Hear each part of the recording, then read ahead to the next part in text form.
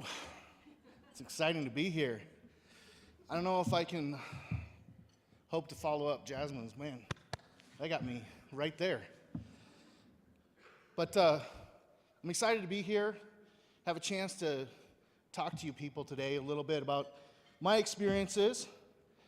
And part of the reason why I'm excited to be here is I didn't expect to be at this stage in my life. Certainly not talking to you about being a single parent. I never expected to be a single parent. Tell you a little bit about my story. I'm going to start back when I was still married. My wife and I had just had our third son, and we were both working. We're buying a house. We're basically living the American dream. We had worked it out so that I would go to work and she would stay home and watch the kids. And then when I got home, she would go to work and then I would watch the kids. And then we'd swap back and forth like that. And it worked out really well. Until it didn't work out. I was now a single parent. I had sole custody of my 3 young children. And I also was in charge of raising them. These were preschool kids at the time. And it was a daunting task, to say the least. So now I'd lost part of my income with my wife's income. I didn't have that any longer. But I'd also lost my babysitter. So now I needed to go out and figure out who's going to watch my kids while I'm at work.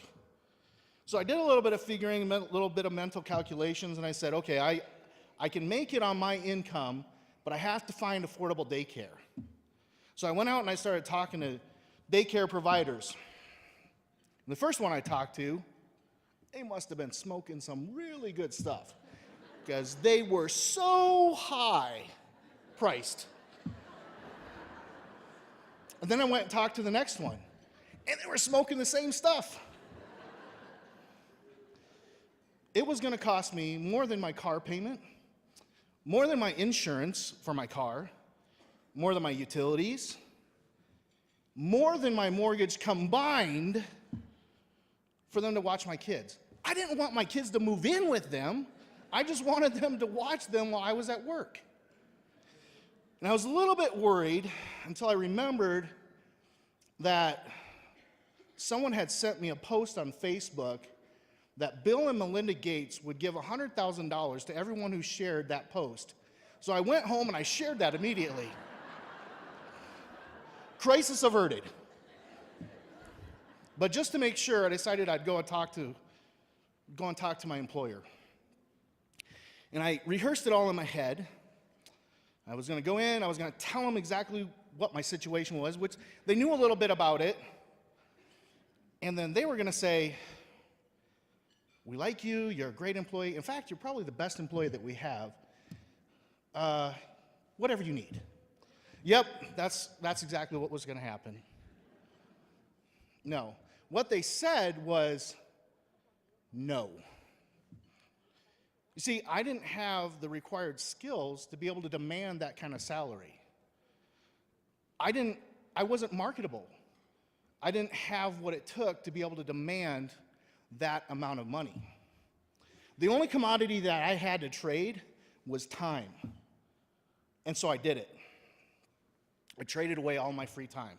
I traded away my free time, my sleeping time, my parenting time, so I could go to work. I worked all the time. Delirium-inducing amounts of lack of sleep for the privilege of someone else raising my children. Let me just put it to you another way. I was working other jobs because I couldn't afford to work my first job. How ludicrous is that?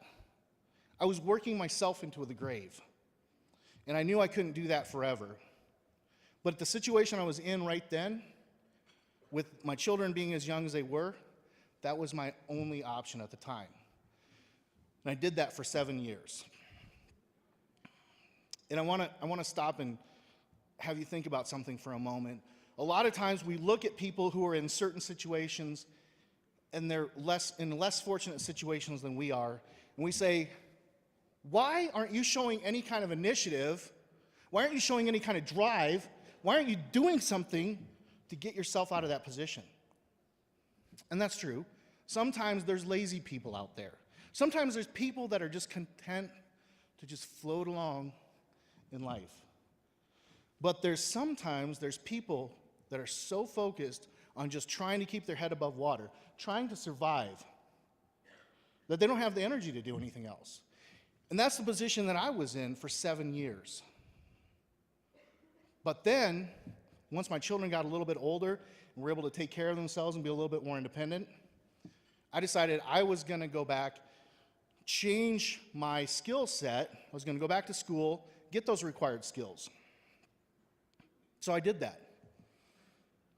So I looked at different career fields, and I looked at ones that would pay the type of money that I needed, and I found electrical engineering offered the most amount of money for a 4-year degree. I like engineering. That's cool. I like electricity. Everybody uses that. That's what I'll do.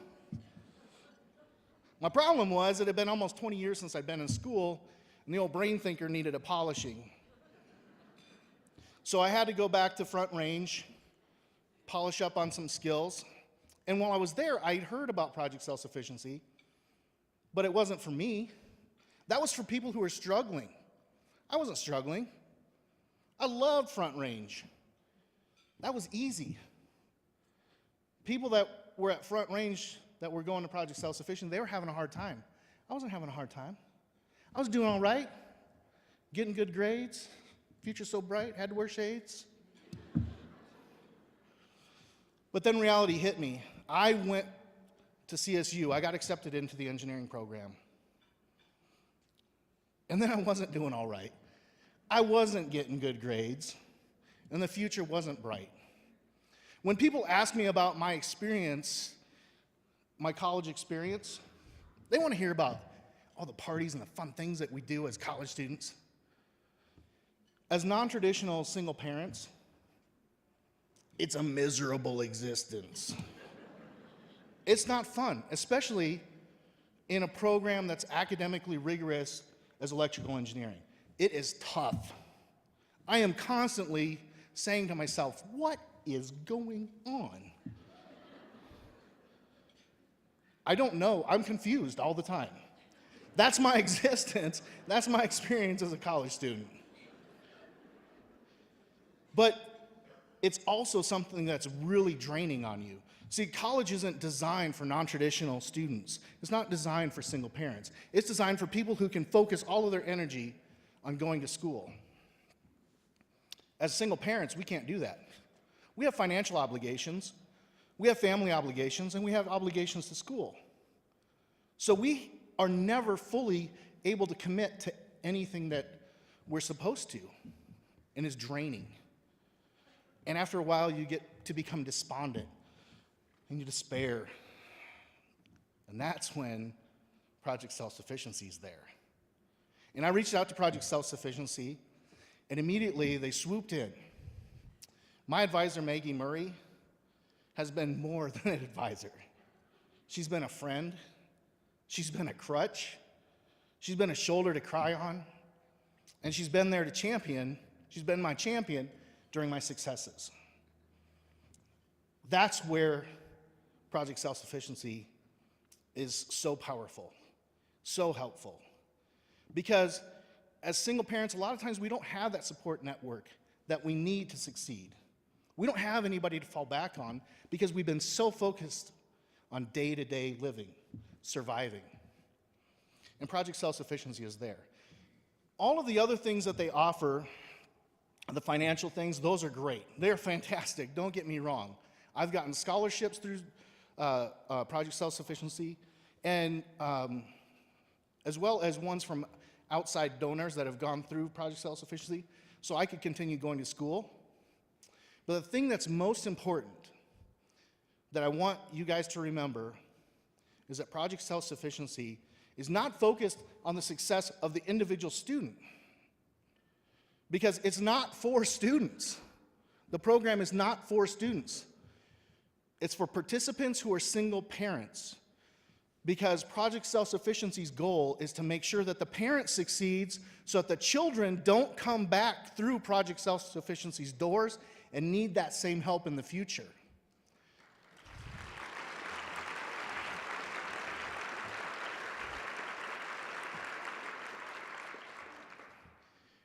And here is where I'm going to be somewhat of a shameless shill for Project Self-Sufficiency.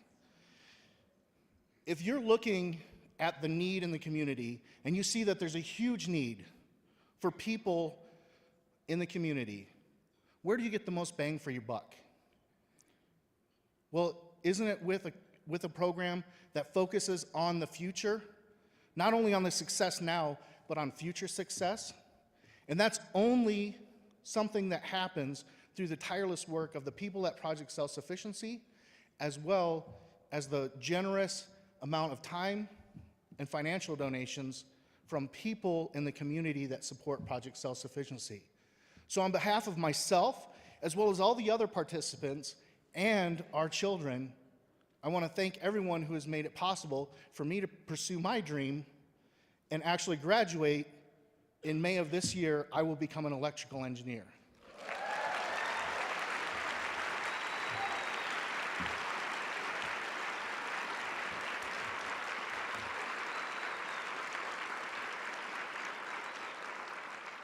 Thank you. Not only is it something that I'm excited about myself, helping myself to pursue my career, but also my children. Every single one of my children, they don't have plans of having a job. They have plans of having a career that involves some type of specialized training, post-secondary education.